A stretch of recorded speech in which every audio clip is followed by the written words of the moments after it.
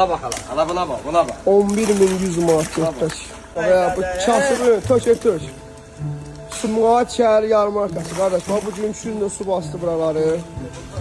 Bizim güzlər tök. Olsa nə olur, kasıb olur. Vay. Buna bak. Mayası 4 manat 50 qəpikdir. Tök. Bu nədir? Biz nə günə qaldıq? Bizim günümüz, güzaranımız nə edək? Tərəzdə allatmamışıq. Haramçılıq qatmamışıq.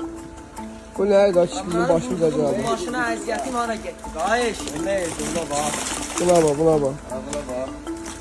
Ya, buna bakalım. Hala buna bak, buna bak. 11.100 manat getdik.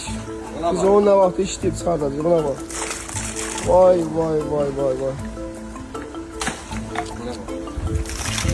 Yürəyəm o bəs.